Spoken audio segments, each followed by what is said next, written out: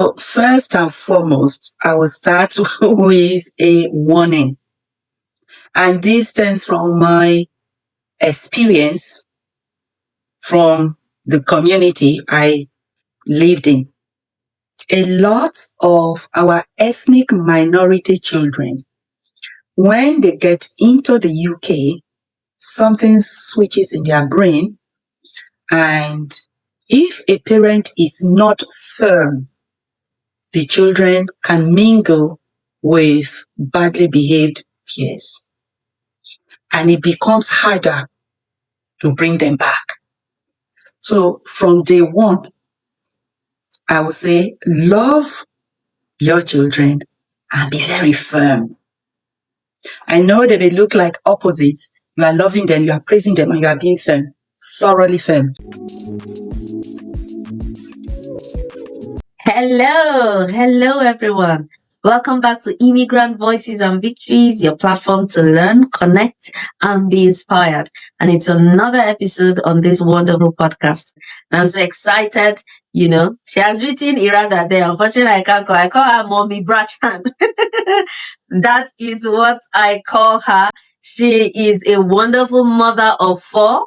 She's got an engineer, a medical doctor, a lawyer, and an accountant. Tell me, what else do you want in a family? She's been in education and research for, 37 years, from 1986, to 2023. I'm sure you can do the maths. And then she was so privileged to, have a wonderful handshake with Queen Elizabeth II when she graduated from her PhD in London. Anyway, I'll let Mommy introduce herself. If you're new here, please like, share, subscribe. This is one episode you don't want to miss because you're about to get inspired. So, Mommy, please introduce yourself, ma. Okay. Thank you for having me. That's the first thing I've got to say. My name is Erada Oguntoye. I was born Roslyn Eru in Ibadan to Urobo. Mom and dad, parents. I started my education in a nursery school in Ibadan called Omolewa. From there, I went to Federal Government Girls College, Owerri. And from there, I went to University of Lagos, where I studied chemistry, graduated in 1979, the best graduating student of that year. I then served in Bayero University, Kano, UK, as a demonstrator. That was what I did for my NYSC. And after that, I got a job in my hometown, Efru, in Delta State, as a lecturer. And shortly after, about 2-3 years later, I went for my master's at the University of Port Harcourt, where I studied organic chemistry, and I was able to create 15 new compounds, hitherto unknown. But I had to send those 15 samples to UMIST for structural elucidation facilities.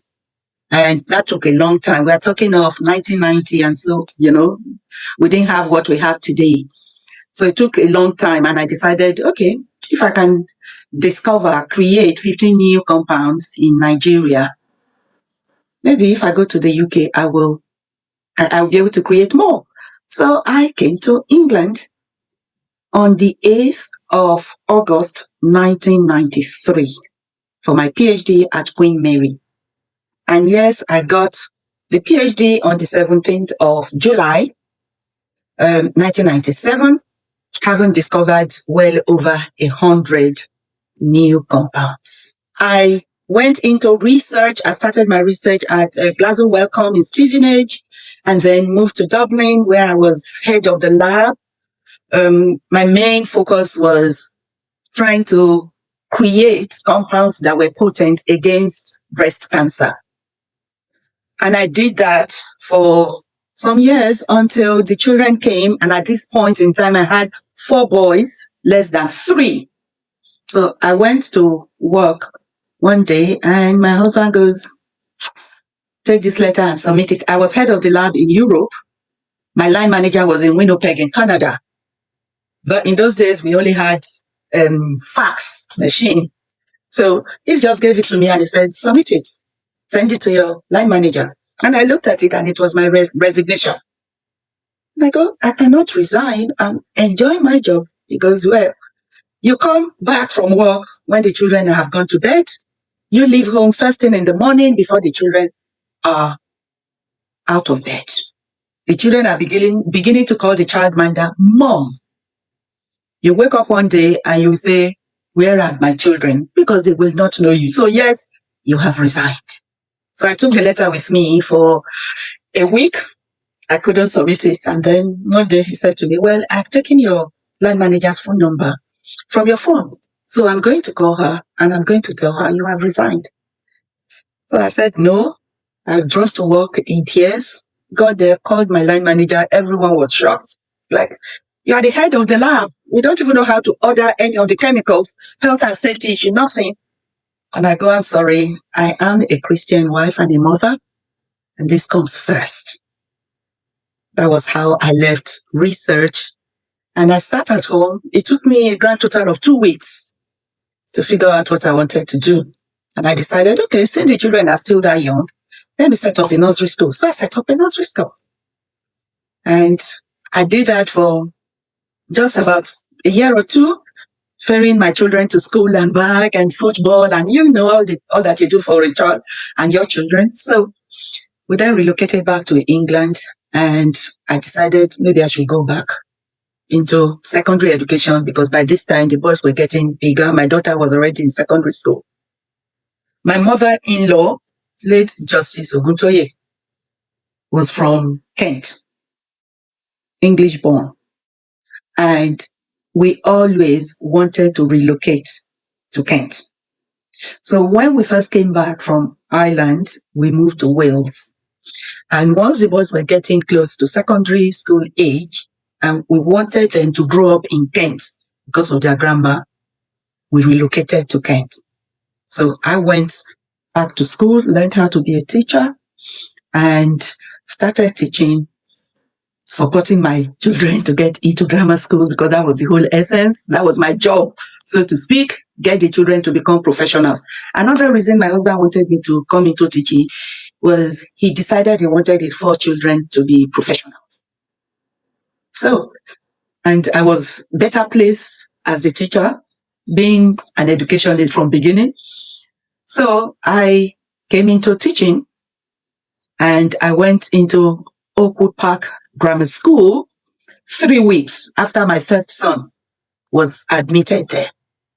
And I remained there until all my children had finished. They didn't need me anymore. Couldn't teach them anymore. They were on their way out. That was when I left Oakwood Park and then went to Highstead Grammar School, girls' school. I'm passionate about supporting girls and women and widows. That's what I've always enjoyed. So I went there. And I was there for some time before I got tired of traveling from my home near Maidstone to Sittingbourne. And then I went to Dubai. I signed a contract for 4 years with a school in Dubai where I was mainly supervising the teachers to teach them how to learn. Before I left Oakwood, I was already head of science, head of chemistry. And I went to Highstead, I was head of chemistry. So when I left, I was able to support younger professionals in my job, the job of teaching students. So that was what I went to do in Dubai. Unfortunately, it was too lonely for me. Instead of 4 years, I spent 8 months and I was back in England. Again, I stayed at home. I thought I had retired, so to speak. At that time, I was 56, but I couldn't. I was still at home when I was called up by a former colleague. Dr. Oh, would you like to come and just support us in our school? Just one term. We really just one term. You can change things. So I went to my local school, not too far from my house, to support my colleagues, supposedly for one term. It wasn't one term at all.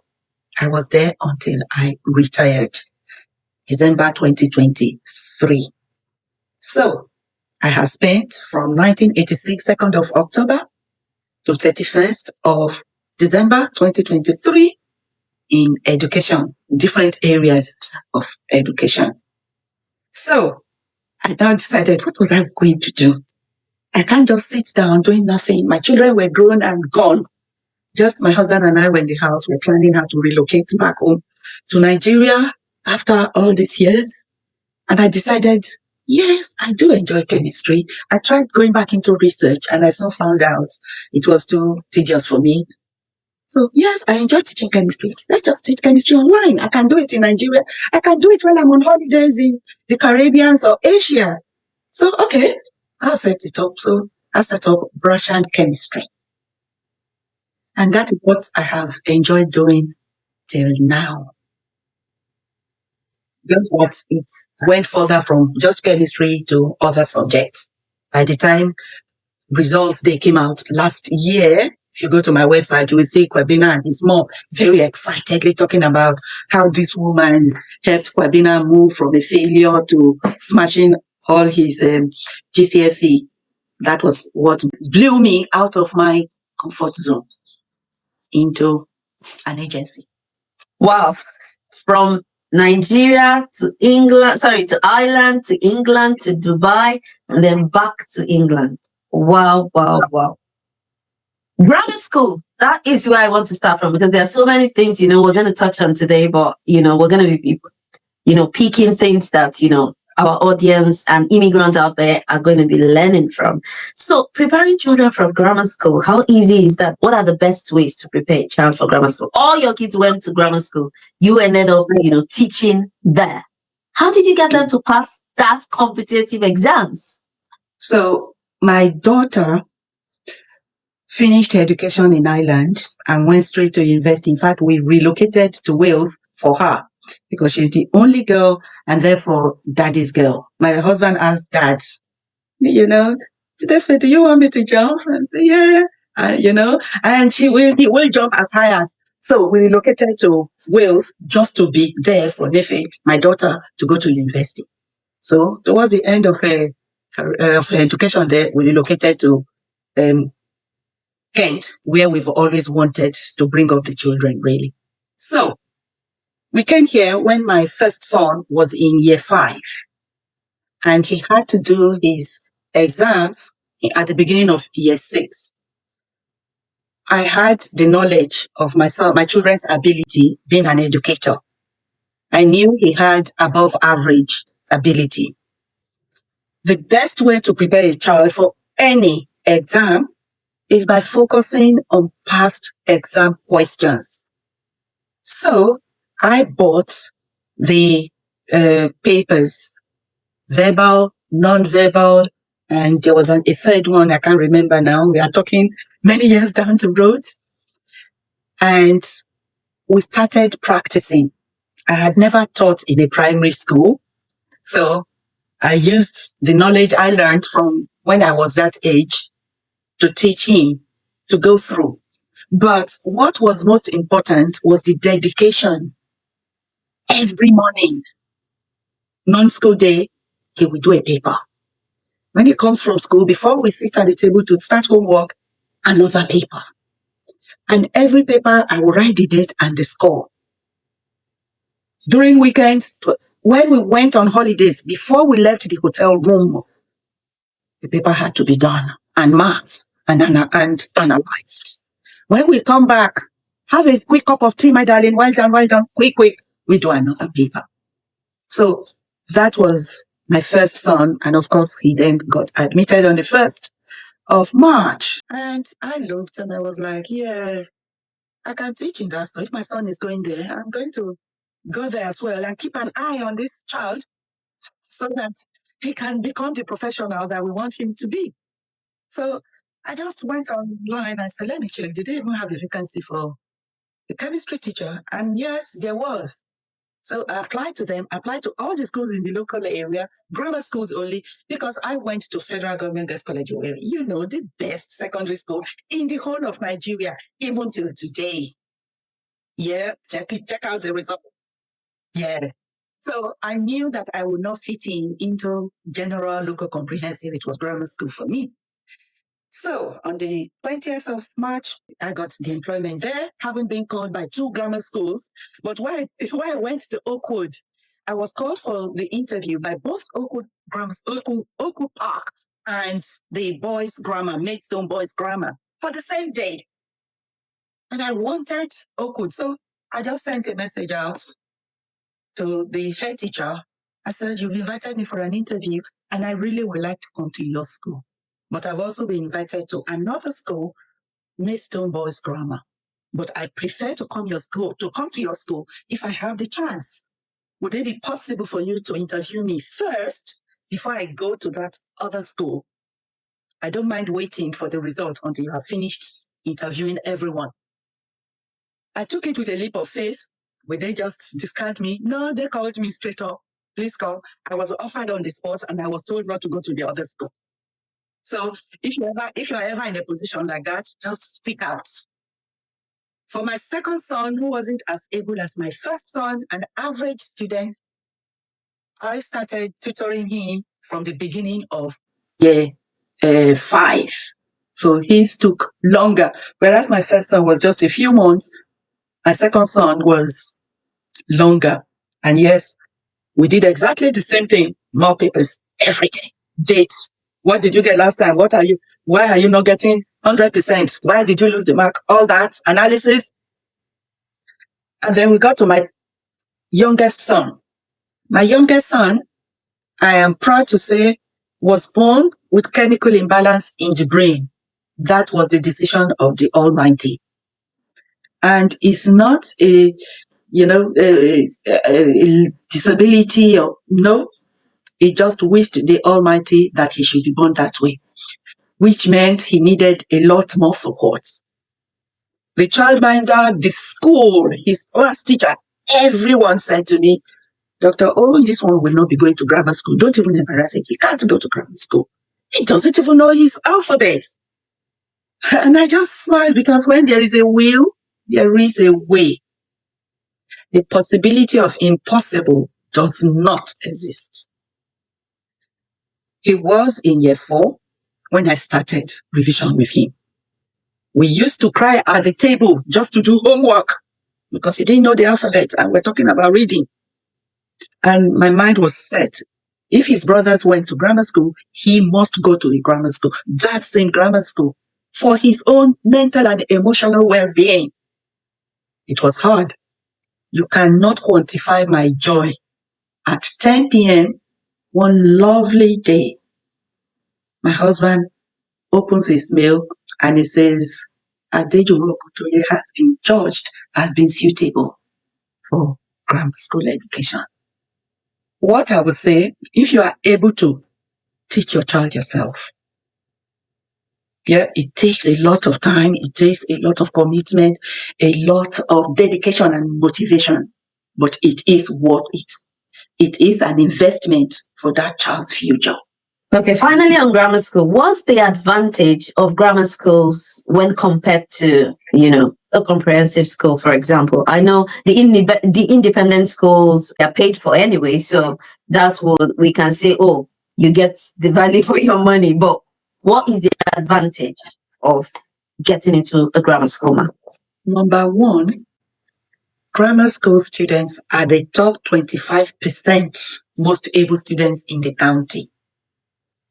And sadly, but true, the children who go to grammar school are usually for above average earners, with parents who have above average earners because they pay attention to their children's education. In the local comprehensive, everyone goes there. So I remember as head of science, I was trying to collaborate with a local comprehensive for them to come to Oakwood Park for an extracurricular activity. And I was given a long list of all the disabilities in the world and who have to go to the toilet every 5 minutes. You don't have that in a grammar school. The concentration is on results, just like I had. And because of that, the children do better. Now, there is a saying that I like to tell my students. Who are your friends? Your friends can make or they can marry you. Whoever you are chatting with. A big book I read says, sitting down, walking, or standing with people has a big impact on you. So when you have like-minded children studying together, all aiming for the same goal, university, your children are more likely to succeed and it's easier for them. There is less distraction. So that's one. Two, it is not as expensive as the independent schools. Independent schools, you pay for them, all right, but in my opinion, they are not necessarily better value for money. Yes, in grammar schools, we spend a bit more on a lot of extracurricular. That is all part of learning. Yeah, my children were traveling every year outside the UK, all part of extra. That is part of learning. Today, there's hardly any country you are going to mention that my children won't have an idea. At least, if you're talking about Asia, the Americas, the Europe, they know what you're talking about. That was all down to the grammar schools. Finally, the teachers while I was at both Highstead and Oakwood Park, the teachers were well qualified. All my teachers, when I was head of department, were examiners. They had to be examiners. When we interviewed any new staff coming in, the first thing I tell them when we employ them, register OCR, EdExcel, AQA, all three. So the teachers were examiners. They learned. I used to call it your professional development without paying. In fact, you are being paid for that professional development. You learn how to be an examiner. You learn how the examiner thinks. And when you're in the classroom with the children, that's exactly what you are doing. You can't help yourself. You just go, you must use that keyword. That is 1 mark. Oh, yes. And that is a very important question. It comes out every other year. Helping the children to succeed. So, yes, I made sure my children went to selective school just like I did. It has not been a bad experience for me, and it certainly wasn't for my children either. Wow. I guess now we can say a shout out to all the federal government girls' college alumni, Owerri. Especially Owerri. Since mommy has said that that's the best school in Nigeria, I'll leave you in the comment section to decide. I'll leave in the comment section to decide if that is the best school in Nigeria. We will discover that, mommy, in the comment section when people start putting here. Yeah, just search the name. You will find out, we are talking of people, not just, people with brains who have gone to do great exploits. In the banking sector, my classmate is one of the CEO of a bank in Nigeria. We've had permanent secretaries. We've had surgeons. Every area all over the world, girls from Federal Government Girls College Owerri, 1979 set, and more. There are the younger ones who are also coming up, So yes, I was looking at the results, was it 2 or 3 years ago? And we still got the best results in the country. Oh, wow. Yeah. I think I love it that you've not forgotten home. I love it that although you moved to England, your foundation back in Nigeria and the good education you have was something, that you wanted to give your children, even though you were in England. So I think this is a very important lesson for all immigrants out there. Mommy did I forget to introduce her as the CEO of Brashan Tutoring herself. So she's a tutor as well. We're going to talk about, that later, but you can hear from all of her experiences that, she's still got a lot of energy to teach me chemistry for another 2 hours. If only I can sit in her class. So, I know you've been an examiner yourself for, AQA, OCR, EdExcel for 13 good years. What are 15, 15. And you're still, yes. What are some insider tips you think you could give to parents, that their children will be preparing for, GCSE, A-level chemistry in the coming academic year?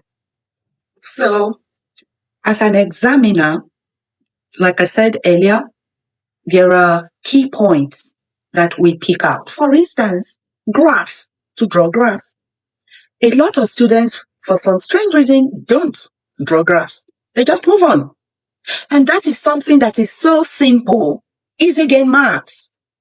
What the children need is somebody to teach them and tell them, this is an easy game, 4 marks, free of charge. This is what you have to do. 6 marker questions, they just move on. But 6 marker questions on a paper that has a total mark of 60 is 10%. And the children, no one has told them the importance. They just move on. So these are what I focus on. The areas that the children lose marks unnecessarily for. Those are the ones that I focus on. For parents who want to support their children, preparing for GCSE, A-level, Key Stage 3, whatever, my candid advice would be 1, it is an investment. It is not which is the cheapest. A lady called me from Seychelles, and she told me her child had been with a tutoring service for over a year, and the child was still on a grade U. And I couldn't help asking the name of the agency, which she told me. And then I asked her how much she was paying. And she said she was paying £5 an hour. And I said, whatever you pay, that is what you get. Did you ever ask them how many children are in the classroom? And she said, no, she did not ask, but her daughter told her that there were usually over 500 students in the classroom. And I said to her, that is your answer right up there. No teacher can teach 30 children in the classroom. That is what we are legally allowed to have in a classroom in the UK. As head of department, my job was to go into classes and make sure that every child was learning. And it was obvious to me that there was no way any teacher would focus on 30 children. And here you are talking of 500 plus children. Of course, your child is not going to learn. So do not waste your money if you are a parent. If you cannot afford it, don't waste the money, because nothing is going to be gained from a class of 500 or more. 2, an investment means something for your child's future. How much is your child's future worth to you? I can say with all confidence that I did not know the worth of what I was doing with my children when they were younger. I do now. No one ever told me there is a sound peace of mind that comes from knowing that your children are settled. It was hard for us. We had to do several jobs, but the children always came first. And today, we are not complaining.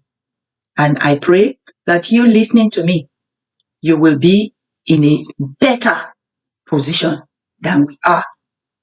Your children will be in a better position than our children are now. Finally, to support your child or your children, you must have the right mindset. Can do. African parents tend to shout a lot. Don't shout at this child. This child is doing his or her best. The power of yet remains very important. The child may not have learned multiplication yet. It doesn't mean he or she will not learn it later.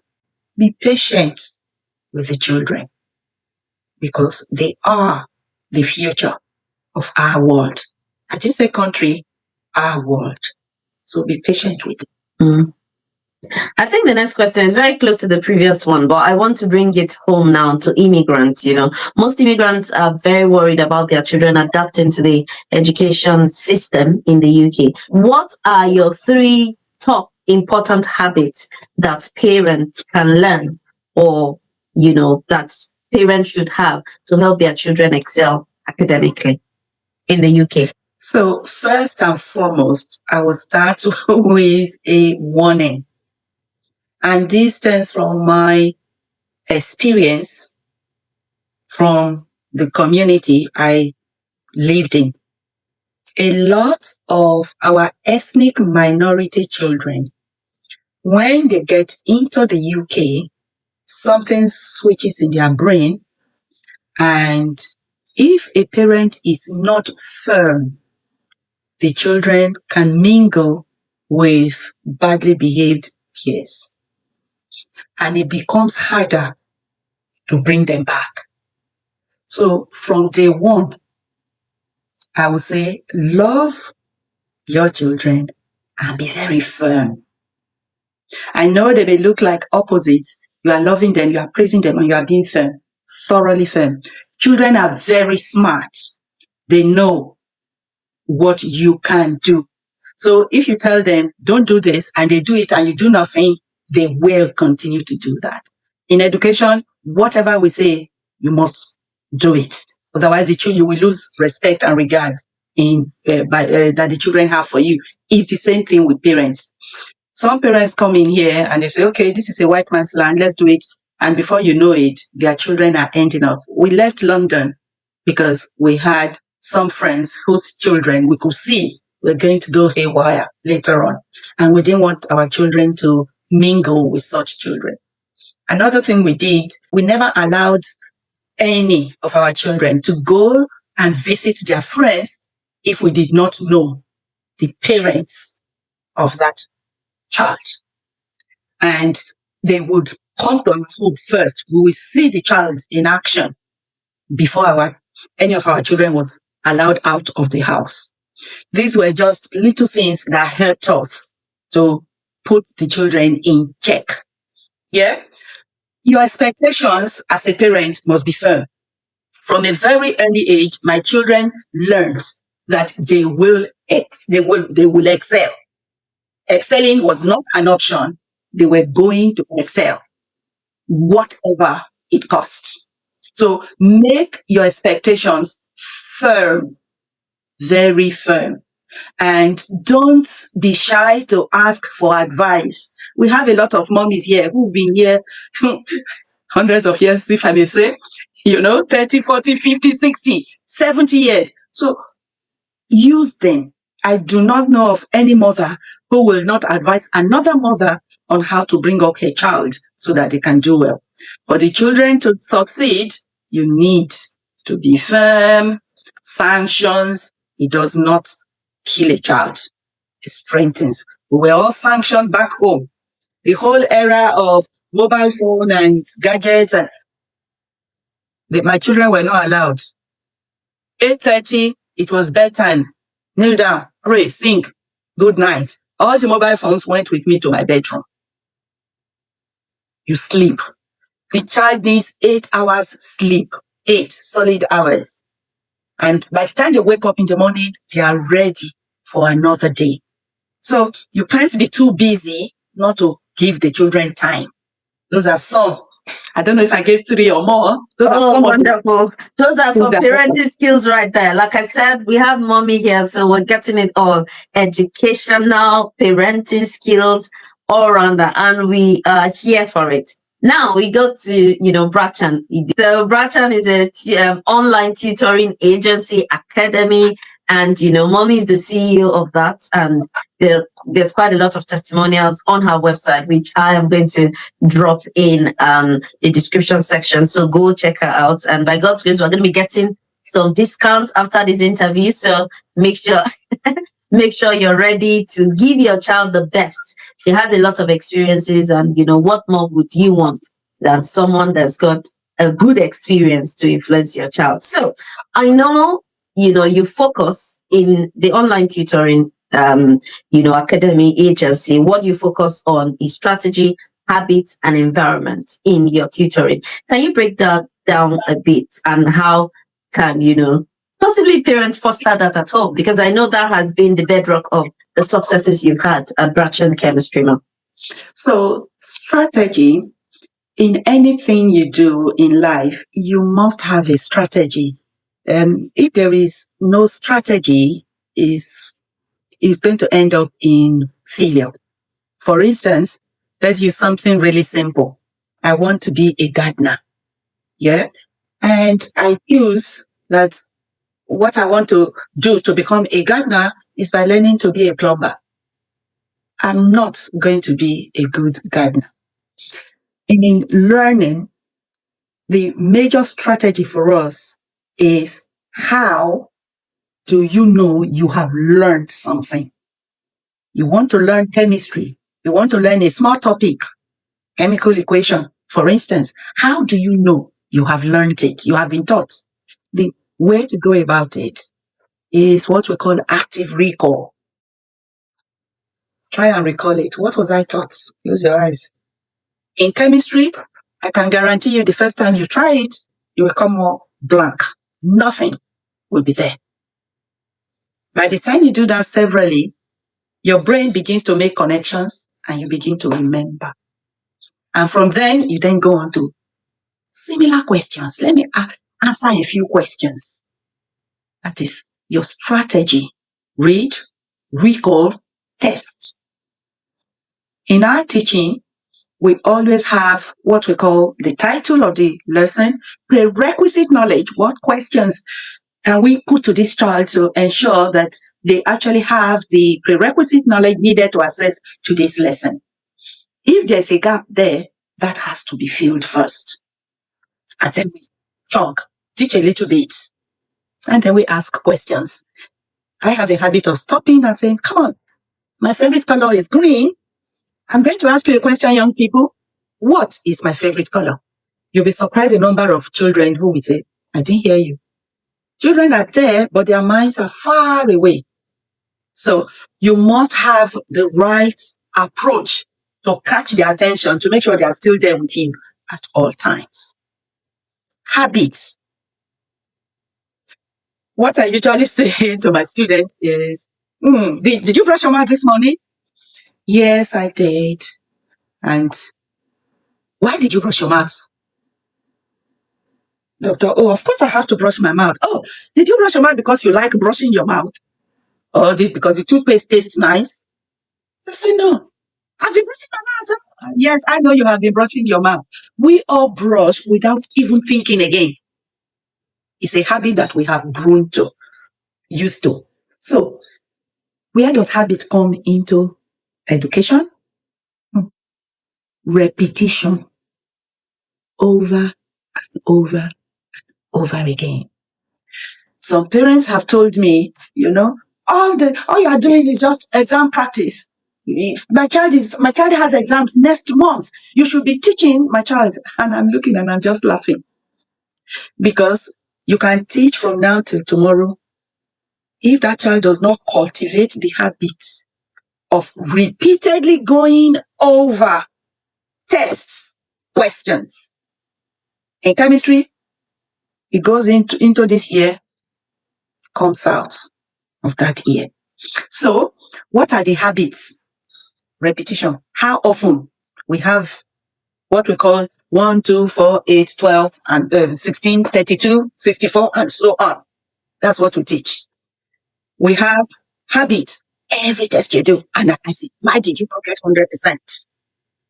So these are some of the habits that children learn from us. In fact, the first time when they come in, I personally see them. I'm busy. Apart from Brashan Chemistry, I have another business, so I'm quite busy. But I personally see them first, go through all the expectations before I hand them over to the tutors. Finally, environment. I usually ask my students, what do you prefer? To climb Mount Everest with somebody who has climbed that Mount Everest several times and some of your friends? Or you prefer to go alone by yourself? And everyone says, oh, I prefer to go with somebody who has been there before. That is exactly what tutoring is about, especially small group tutoring. The tutor represents the man who has climbed that Mount Everest. That Mount Everest is that exam that your child is about to sit. And the fellows who are these friends who are going, those are all the group of a maximum of 10 in that class, supporting each other, aiming for the same goal, just like we have in grammar schools. Just added little things. Wow, awesome. And you tell us what you do at Brashan Online Tutoring Academy. So Brashan was set up for chemistry because I'm a chemist, first degree, second degree, PhD chemistry, education chemistry. So that was what I set up when I was planning my retirement. Today, we tutor students mainly from the UK, as well as Saudi Arabia. We have students from Saudi Arabia, from UAE, and Jordan now. And we have tutors, English certified tutors from England, from Denmark, from all over USA, all over the world. What we do is mainly GCSE and A-level subjects, core subjects. How that is done is online, and we do run subscriptions, 3 months, which is also 12 weeks, renewable. We do not charge per hour. So if you ask me, how much do you charge per hour? I will tell you we do not charge per hour, because what we focus on is the results. Yesterday, I got, I was just scrolling and something came up on my phone on the new company number. It was a parent whose child is now in the university. This child was the very first student Brashan got. And she gave me the pictures and was very grateful, was thanking me more and more for what I did for the child. And I was going, this is a child who left us a year ago to go to university.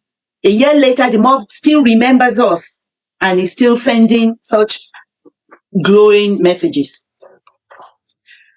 So we teach chemistry mainly, we teach physics, we teach biology, we teach maths, and we also do English. We do have a few key stage 3 students. Many parents are under the illusion that the children don't need support until they are in year 11. That is already late. Because by the time the children come to us in year 11 and they don't have year 9, year 10, some of them don't even have year 8 or year 7 chemistry, it becomes more difficult. I've had children, just ask them a simple question. They just burst into tears. They have no idea. Some of them have never done chemistry before, and they've entered this country and they are just thrown in. How old are you? You are 10. Okay, good. You are in year 10. So what we do is to break it down for the children. At times, we may have a child, parents may say, my child is very able, and we put the child in a higher tier class. And within 2 weeks, we see the child struggling. We remove the child from that class. Put the child in a foundation. If it's a child that is in foundation, the school has put the child in a foundation class, which is very common. They put many children in foundation class. And then when they come to us, this child is more able than foundation. And we just tell the parents, please go to the school, tell the school this child needs to be moved to a higher tier class. So we advise the children, we advise the parents. For the children, more especially, is the mindset, I can do it. Like I told you, the possibility of yet, you cannot quantify. We teach the children about yet. Some of them will do something and they say, oh, I just got 1/5. And I go, no, darling, you didn't get just 1/5. You got 1/5.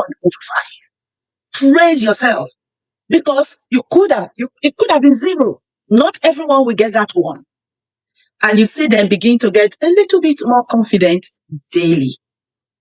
So we support the child wholly, not just the education. Of course, the education is the most important bit why they have come to us, but we support the child. And I personally like to push. Some of our students will tell you, oh, that doctor, she doesn't think I have another subject. Well, chemistry is the second most challenging subject at A levels. And it is the most challenging subject at GCSE. So I'm just saying, well, if you spend 1 hour on your maths, you can spend 2 hours on chemistry. and then you'll be at par. Yeah. So we support the children to be well-rounded and to aim. I have a habit of always telling stories. I tell the children my stories. And I go, today, I want to share a story with you. They learn from my stories. When I was growing up in Africa and where I am today, they learn. Yeah. Wow, that is so good. I think I'll pick something from what you said, and which I know some parents might have questions about, is about the tier system, especially for immigrant children. When they come here, they are always put in the foundation set.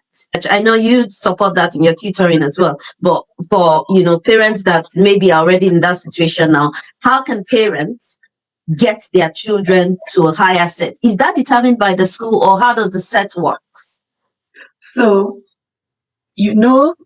in the UK here, children are just put in classes by age, not by ability. So you can have 30 children in a class, some above average, some below average, all in the same class. When you are teaching in the UK, if you are a qualified teacher, you should be able to teach all three: higher tier, foundation tier, middle, above average, below, everyone in that class. So you end up preparing lessons. Instead of preparing for one lesson, you prepare about three. And there will always be some of those children who will not get what others may get. Yeah.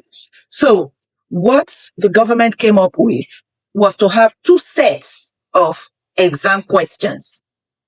One for the most able students who are aiming for 100%, and one for the more hands-on students who are not very academic.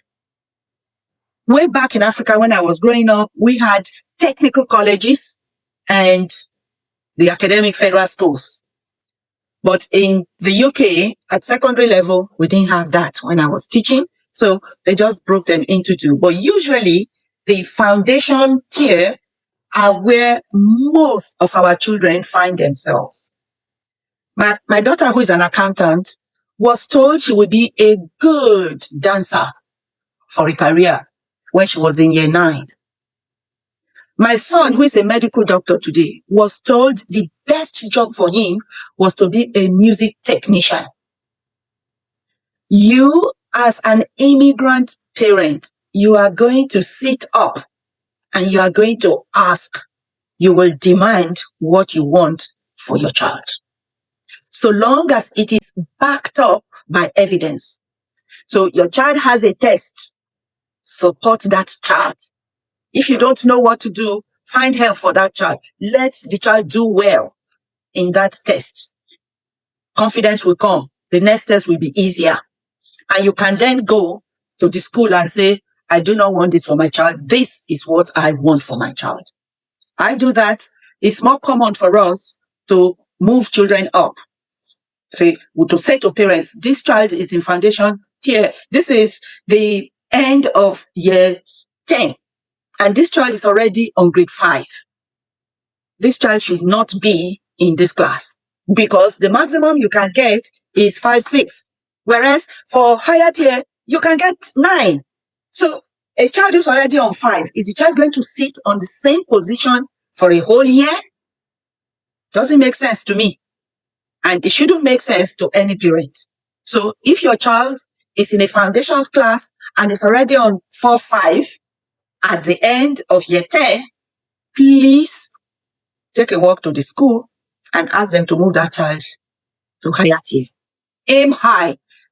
I was brought up to say, if you aim to get to Lagos, you may end up in Ibadan. Whereas, if you aim to get to America, maybe you will end up in London.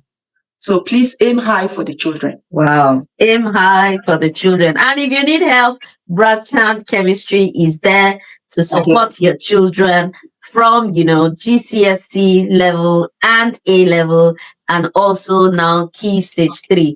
And honestly, mommy is one person that you would enjoy. If I was still in school, I think, she'll be a very good tutor for me. And chemistry teacher, I don't know how many of you were taught by chemistry teachers that were women. You will understand. I can I went to federal government school as well, federal government girls college, Bakori in Katsina State. And, my organic chemistry teacher, was a woman. Yes, I can literally remember her face right now.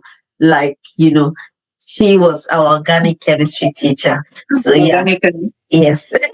Organic chemist, and then narrowed it down to physical organic chemistry with quantum mechanics for PhD. Wow. Awesome. This interview has been going so well. It's been everything, knowledge part, parenting tips. This is one interview that you should sit down and watch over and over again. Take notes. And if your child is in GCSE or doing their A-levels now, you need to quickly go and find Brashan Chemistry. The link to the website will be in the description section. And trust me, just email and say you are from Dr. Ems. You will get discount. Trust me. We have guaranteed a discount that you will get. So mom is laughing because we have it. So don't worry. Just, we are all out here to get the best for our children. And if there's anything, that touched me the first time I spoke to mommy was, she said, most of our children are not getting to the top schools. Why? These were some of the things that she said motivated her to say, okay, although I'm retired, I will still do some tutoring. I set up Brashan Chemistry basically because of medical school. Our children are not getting into medical school. And that breaks my heart because the one subject they need is chemistry. I know chemistry. So why won't our children go into medical school because of chemistry? So if your child is planning on going to medical school, that is what we are here for. Yeah? Yeah. We have specialist organic chemistry tutors, specialist in organic chemistry, and then they share the physical. In another class, we have the physical chemistry tutor, organic chemistry, and they share the inorganic. So whatever, there are some salient points that you should know about going to medical school that no one is going to tell you. So it's not just, like I said, it's the whole package, the whole trial that we are looking for, not just teach them chemistry, bye-bye, off you go. No, there are things that the child must learn to do very quickly because the child will need at least 2 years experience to get into medical school. Not just A star.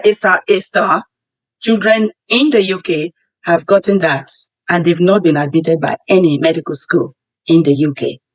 And they are now ending up in Europe, So yeah, get in touch.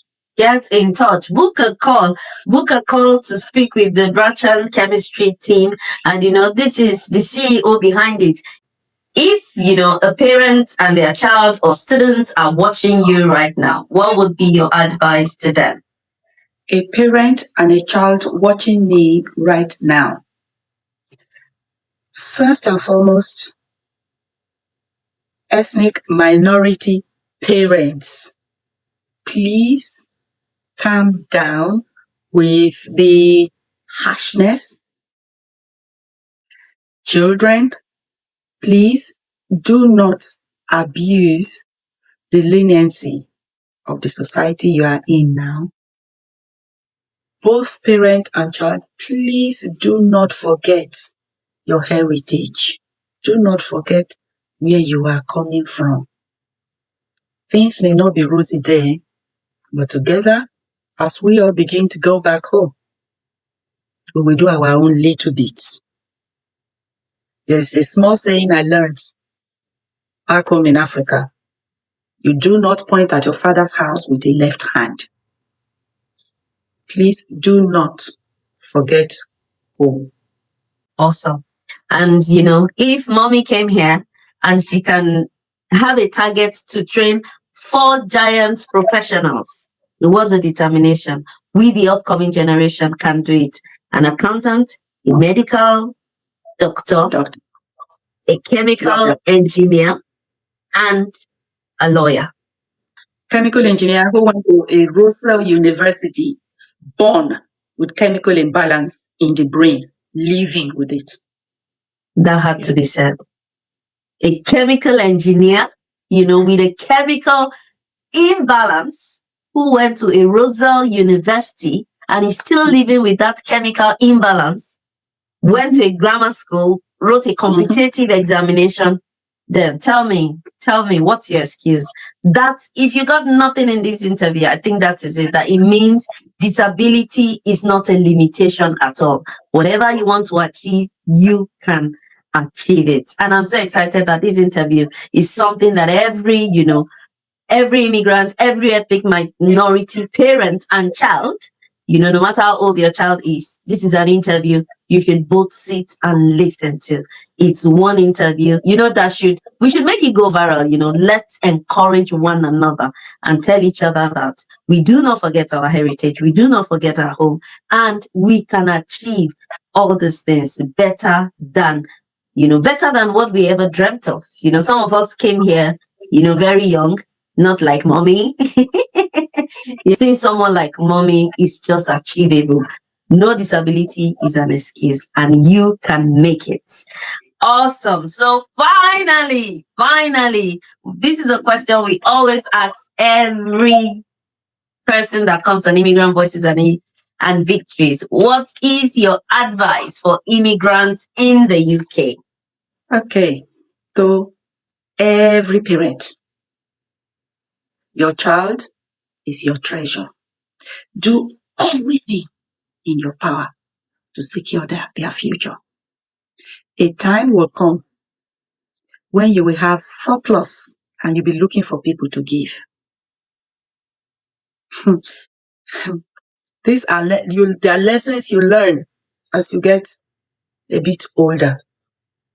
I'm in that stage where I'm looking for people to give because I have surplus. Bless your children with discipline. It's a blessing. You are not being an abusive parent. Ensure that your children know who they are. Because a child who is not confident in their skin will always have troubles, will never be settled. So when I say discipline, bless, somebody may say, but those two don't go together in the same sentence. They do. Because you are sowing a seed for these children. Sound education, for me, opens doors. It doesn't mean that the child is going to do that job for the rest of their lives. For instance, I studied chemistry not to teach. I wasn't going to teach at all, but here we are today.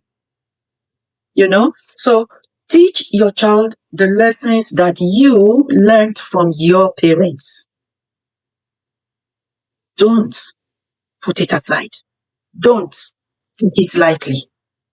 Because even as I am today in my age, I remember my parents every day. Mom would have said it this way. Mom would have said this.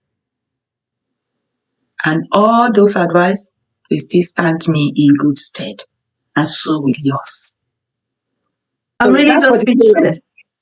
So that's for the parents. Let me just say the word for the parents. That's for the parents. For the children, please refrain from distractions. There are distractions everywhere abound. Your friends can give you tell you something that looks very nice, very good. Behind it, it's a different ball game. Most importantly, no human being can love you like your parents. None can love you half as much as your parents. A big book I read says, honor your father and your mother. And it comes with a promise. So please, obey, respect, honor your parents ceaselessly. In my experience in life, children who have done this go places. Children, on the other hand, who make their parents cry end up quite miserable. I don't know how, but it's an experience that I have seen. In this country, you are an ethnic minority child, and you will always be. Please do not try to become an English, a Welsh, a Scottish, because you will never be. You are who you are.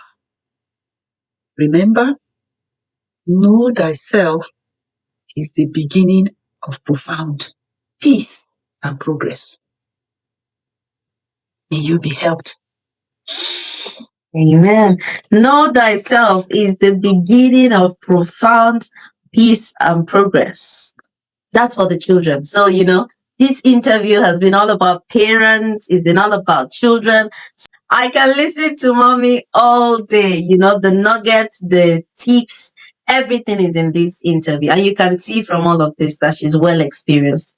Thank you so much, everyone. Like, share, subscribe to this channel. It's been a wonderful interview. Thank you so much, mommy, for making our time to come on here on Immigrant Voices and Victories. And it might be your story we're sharing next. I can't wait. Send us an email, reach out to us. We're always happy to share stories. And we're not just sharing stories, we're bringing inspiration, insight your way. And we're bringing people like mommy who have made it in this country. And you can make it. And all things are possible for you as well.